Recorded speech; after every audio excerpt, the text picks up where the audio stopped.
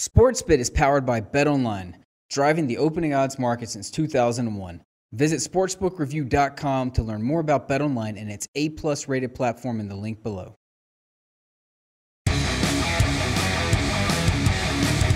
Hey, welcome into SportsBit Betting Insight today. Pauly and Teddy, Monday, November 13th.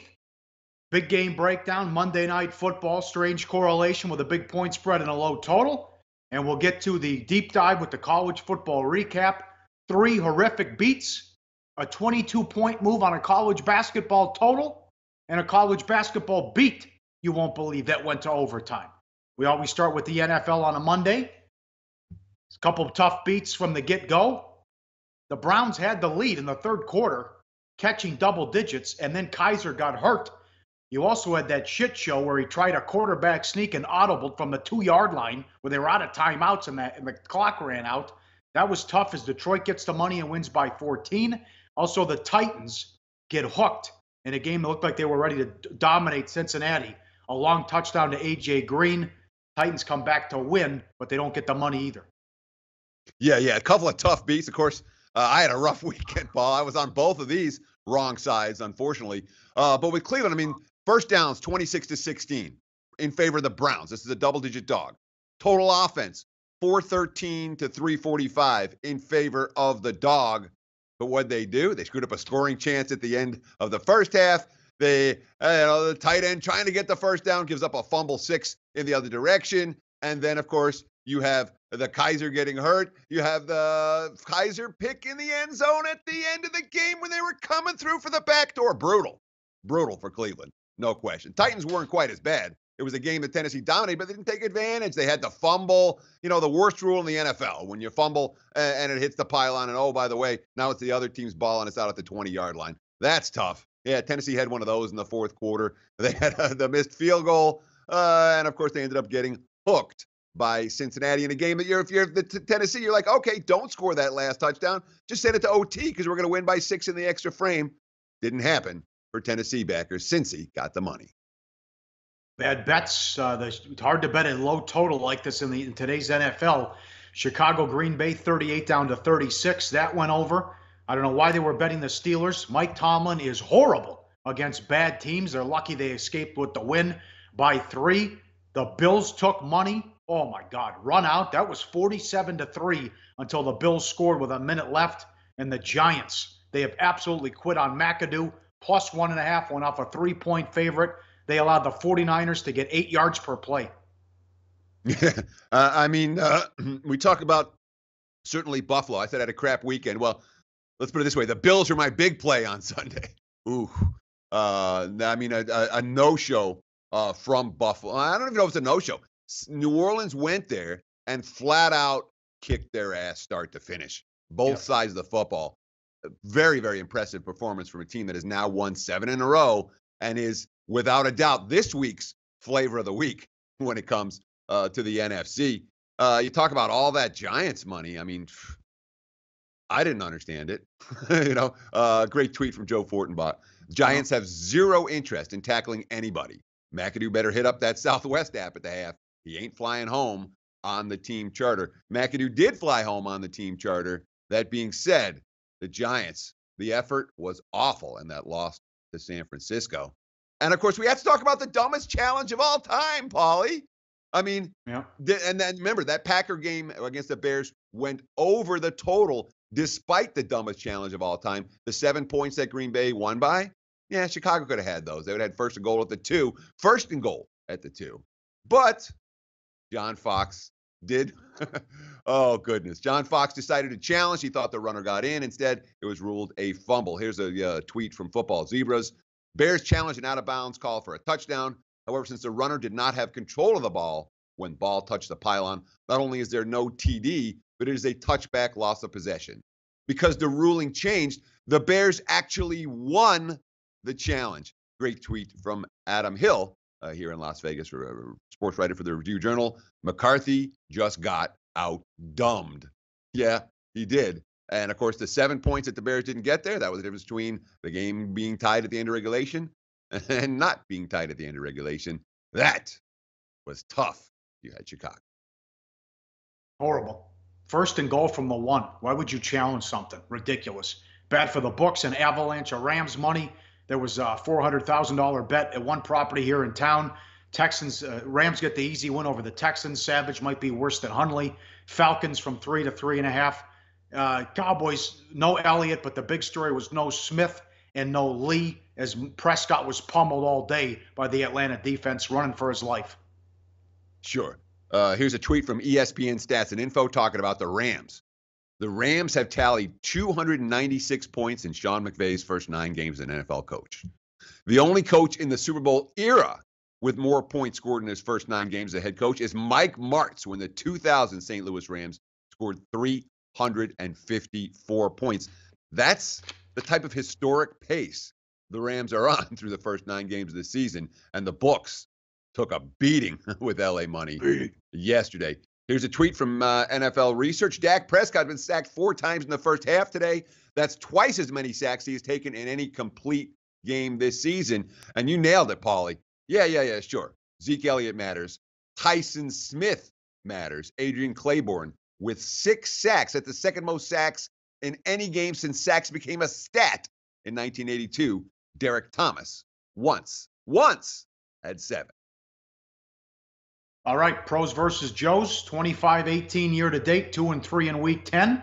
I'm surprised they bet the Steelers. They got what they deserved there. Winner with the Chargers, who blew another game. More on that coming up. Browns loser, Falcons winner, Giants loser. The Joes, 9-2-2 the last 3 weeks. Not bad. Loser with the Jets, winner with the Saints, Rams, and Patriots, and they lost with the Cowboys. Sure. I mean, it's been a nice run for recreational players here late October into November. The last 3 Sundays, just from a straight-up fashion, favorites have won 28 of 34 games. Favorites doing real good. And you talked about the Chargers. They got the money. Here's the tweet from ESPN Stats and Info talking about the ugliest finish of the day, where both teams tried to give it to the opposing team in the closing minutes. The Chargers have lost 14 games by 1 possession since the start of last season. That's the most in the NFL in that span. Yes, from a mainstream perspective, that's exactly what happens with the LA Chargers. But that's the difference between the mainstream media and Sportsbet. The Chargers covered, brah. Again, they've been great road dogs. I got them at 67% ATS on the highway as road dogs since the start of 2016. Monday Night Football up next. Can Carolina go to 7-3? We'll get to that coming up, and you won't believe the deep dive in the college football recap with horrific beats, college basketball thrown in as well. Guys falling down at the 1-yard line, coaches scoring in blowouts with 30 seconds left. All coming up on SportsBit. Betting Insight today on SBRpicks.com. Hey guys, thanks for stopping by Sportsbook Review, YouTube's largest sports betting channel. Every day we're here giving you the most up-to-date news and info, all to help you make the best bet. On top of that, guys, it's free. So look, do us a favor, click the like button, subscribe to our channel, leave a comment or a question. Our goal here is to make sure that everyone becomes a smarter, better. So join the SPR Army today and start winning with Sportsbook Review. Back on SportsBit, Betting Insight today, Pauly and Teddy, big game breakdown. Sponsored and powered by BetOnline. Exceptional customer service, strong promotions, and every type of wager you're looking for out there at BetOnline. Monday Night Football, Carolina's 938.5 the total. They cannot run the ball, and this will not change. You look at this graphic, Stewart, 2.9 yards per rush. McCaffrey, 2.9. Fozzie Whitaker, Artis Payne there as well. The defense has been legit, terrific, number 10 to number 5 on Football Outsiders ratings, but number 1 in what media looks at the most, and even players, total defense. Simply counts as most yards allowed, and players look at that, and that means a great deal. We went through this last year on the show with the Texans. A one-dimensional team, Teddy, with a good defense, can't run the ball, but still finding ways to win at 6-3. Yeah, but I mean, there were some more red flags from Carolina last week. You say, all right, we're going to trade Kelvin Benjamin, and we're going to try to create more big plays in the passing game with Samuel. Well, the bottom line is only 3 players caught a pass in the game from Cam Newton. That's not a diverse receiving core. And you see the best team, 7 guys, 8 guys, 9 guys are catching balls. Carolina had 3 last week. That's a concern. especially when you throw in the fact that Cam Newton has been their leading rusher, not just last week, each of the last 4 games, Cam Newton has been their leading rusher. These are big red flags for Carolina on the offensive side of the football. On the defensive side of the football, look, they're better this year than last year. Last year they were number 10 in Football Outsiders. This year they're number 5. But as you talked about, the media loves that total defense stat. And when a team starts to buy into that, it can mean something. Panthers defensive tackle, K'Wan Short. I saw it in training camp, to be honest with you. The way guys were flying around the ball, the veterans that we brought in free agency, the camaraderie that we had. Talking about the defense. Adam Gase, Miami's head coach, talking about that defense. Quote, their ranking, number 1, pretty much tells a lot of the story. It's probably the best defense that we've played this year so far. The talent level up front is as good as you can get. I think the linebackers, I don't know if our 2 years here we've ever played a group like this before. Gase knows what he's up against. That being said, at number 1 versus number 5, Football Outsiders versus total defense. Bottom line, Carolina's defense is rock solid against both the run and the pass, even if it may not be truly the best defense in the NFL. Somehow the Dolphins are 4-4. They're dead last in points per game. They're bottom 5 in every offensive category, rushing, passing, yards per game. Cutler was 60 and 85 in his career against the spread, and he's back in there again after the loss against the Raiders, and Gase should be worried, not because of all the issues they have on offense, and now they've only played 2 games all season against teams in the upper half of the Football Outsiders ratings, Baltimore number 2 and number 8 New Orleans. Well, they didn't score in either game. That's shutout in both. So now they traded Jaye. They actually moved the ball against the Raiders, but the Raiders are at the bottom in defense too. So what does that mean? Well, it means that Miami's season's going south. And ironically, since we started filming this segment, we've seen a little bit, literally in the last 2 minutes, as we record this, we've seen a little bit of Miami money. The 9s kind of switching down to 8.5s, the 38.5s heading down towards 38. So there is a split line right now. Be sure to shop around for the best number. Of course, you can use SBR odds to find the sports book to do that. But you got to be worried if you're Gase. Look, Miami's schedule the second half of the season is absolutely brutal. Literally brutal. You talk about the fact that they played 2 defenses in the top half of the league. Every other defense they faced has been bottom half of the NFL. The 2 decent defenses they faced, or let's call them good, Baltimore and New Orleans, they were outscored 60-0 in those 2 ball games. Not just shut out, dominated and destroyed. So, yeah, you trade Jay Ajayi. Now you have the Drake Williams combo at running back. I don't know if that duo is going to get it done against a tough defense on the road. Remember, major swing. They had a home game against the Raiders, number 31 ranked defense, according to Football Outsiders last week. This week, on the road at Carolina, a very different story. They got 83 yards on 16 rushes from the backs last week. Don't know if that's going to happen this time around, which means Jay Cutler's going to have to make plays, which means Miami's probably going to lose. Could go south. You're right. Remember, no bye week either for the Dolphins, and that's a big deal as well. We'll get back to this game with the play of the day. Up next, you won't believe the recap of the college football weekend with a 22-point move in a basketball game on a total straight ahead on SportsBit. Betting Insight today on SBRpicks.com. Do your research before you bet. Check out our ratings guide to see which books have the best ratings and sign-up bonuses. Open up several accounts and shop for lines at SBRodds.com. Always be ahead of the game. Wrap it up on SportsBit. Betting Insight today, Pauly and Teddy. It's our favorite show on Mondays. Now time for the deep dive. I never thought I'd say this, but college football blows away the NFL. It's not even close in my opinion. So much to bet on, so much action from 9 in the morning Pacific time all the way to 11 o'clock at night.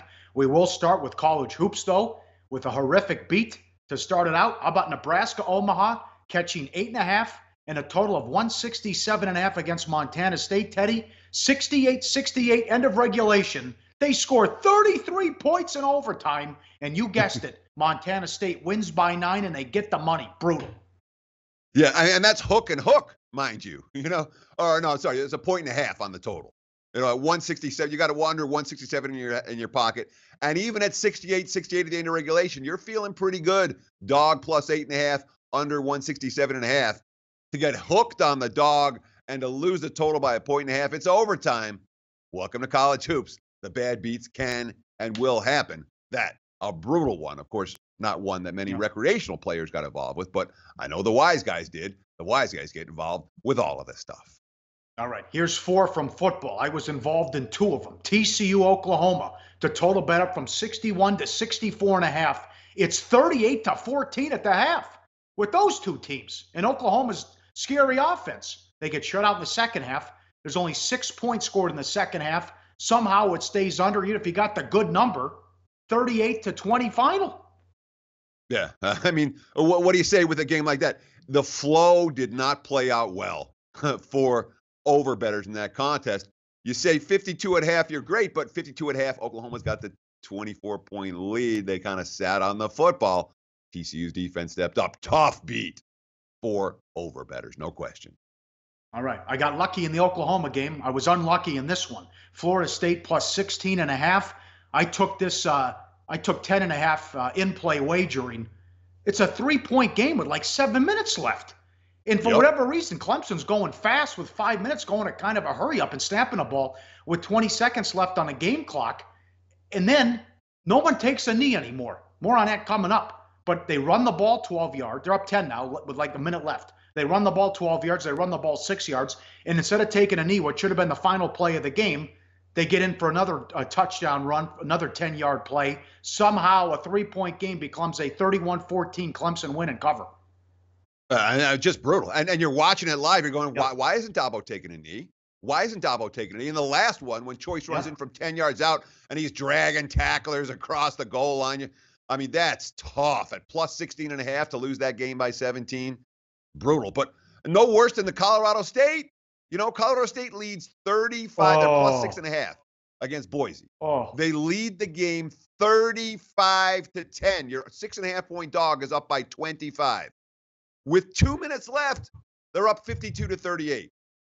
Final score, Boise 59, Colorado State 52 in overtime. Plus 6.5 goes down. They lose by 7 in OT. That's brutal, Pauly. Just brutal. Yep. The first thing, the only way you can cover there is if Boise starts with the ball. Because if they get the stop early, they probably just kick the field goal and win by 3 or 6 if they happen to punch it in. So you're right. Lane Kiffin, too much rat poison. Happened again. Louisiana Tech, Florida Atlantic under, 68-69. Depends where you shop. It's 42-23 with 30 seconds left. He doesn't take a knee. For whatever reason, they punch it in with 30 seconds left and score and put it over the total. 48-23 Florida Atlantic. Yeah. I mean, they're covering, and the game's going under. And Kiffin not taking knees. Now they're covering, and the game goes over. 2 weeks in a row, late game shenanigans from Lane Kiffin have an impact, a big impact here in Las Vegas. That's something to be aware of moving forward. When a head coach starts doing silly stuff like that, you need to be aware of it. Hopefully it didn't bite you on Saturday. They play Florida International and Butch Davis Saturday, and it's all you can drink for $20 at a football game with college kids. Unbelievable. All right, bad bets, a lot of them. What are they doing betting Florida? They thought getting McElwain out there would happen. Plus 9 down to 4.5. Florida lost by 8 to South Carolina. Penn State 28.5 up to 31, and the over from 53 to 56.5. They won 35-6. Duke Army total 47.5 to 51.5. Well under again. Army can play defense, undefeated at home for the first time since the mid-90s. They're 8-2. And Notre Dame Miami total 56.5 to 60. Fell 49. Total domination by Miami. Almost pitched a shutout. Yeah, I mean, let's talk about Randy Shannon, who, after 2 games at Florida as the head coach, is now officially on his way out. I was shocked at the steam coming in on South Carolina. I can understand a little bit. All right, maybe more than a touchdown, but to see that get bet down all the way to 4.5, no new life for Florida with Randy Shannon at the helm. And I mean, we used the Fighting Irish as our play of the day on Saturday. Got one right on Sunday with the Vikings, but boy, got this one dead wrong. The speed of the Miami defense completely derailed the power of that Notre Dame run game. And the turnover chain is such a huge deal right now, coming out of nowhere to be the hot story in college football here in November. Yep. Some strange results, you're right. And even what Ohio State did to Michigan State, as D'Antonio's been great as a dog. How about, where is it again? Oh, Kiffin does it again. Louisiana Tech plus 6.5 down to 3.5. They bet against Kiffin again. He got the money. 6 wins in a row for Florida Atlantic. And if they win Saturday, they're going to the Conference USA title game. And here's the college basketball game I talked about. Lose some. Friday night, Old Dominion and Townsend. 122, bet up to 144, 57-54 final, Teddy. Yeah, 22-point move. You expect at least someone to catch a winning bet off of that move. And look, don't be fooled. Early season college basketball totals will move very, very rapidly. It's not unusual to see one group or a couple of groups come in and really influence the markets, because the books, after they take a bet or two, they're not moving in half-point increments. They're going to boom, move it 3, move it 4, move it 5 points. But a 22-point move on the total, even for Old Dominion Townsend, where the limits are low, that takes a lot of money. All of that money was wrong. Bad bet for the overbettors in that contest. All right, bad for the books. Connecticut and Central Florida, 61.5 to 66. It fell 73. Wake Forest, plus 2.5, went off the favorite, scored 64 points at Syracuse, and had 730 yards of offense. Mercy. Ohio State from 14.5 to 18, 48 to 3 against Sparty. I couldn't believe that. D'Antonio had beat Urban Meyer 3 times and had been 11-3 ATS when a dog of more than 7 points. Middle Tennessee, 13 to 15.5, fell 14. Whoops, against Charlotte. That's not good. And Texas Tech, 7.5 to 10 against Baylor, and the total 72.5 down to 68. They actually played a low-scoring game for their standards. 38-24. Tech wins. Sure, and I mean, we got to talk about the Ohio State domination over Sparty. Urban Meyer off a loss. That's a pretty good track record. Michigan State, haven't seen a performance like that from Michigan State all year. Don't see them very often in the Mark D'Antonio era, but the Buckeyes certainly made a statement. And all the wise guys loaded up on Ohio State. All the public loaded up on Sparty, myself included. That was a wrong side loser. Like I said, not one of my better weekends, to put it mildly. What about Western Kentucky? Plus 13 down to plus 10. Over, bet up from 48 to 54.5. They lose 30 to 23. Oh, get the money, get the over, kind of, it's certainly early bettors.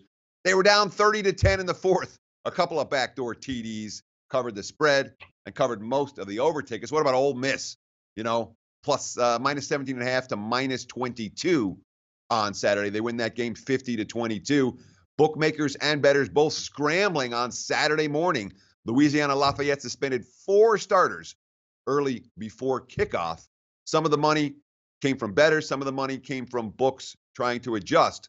The bottom line was Ole Miss got it done, and BYU took a ton of money here in Las Vegas. They beat the Rebels 31 to 21. UNLV money has been spot on over and over again, whether it's been coming on the Rebels or against them. Something worth noting down the stretch of this campaign.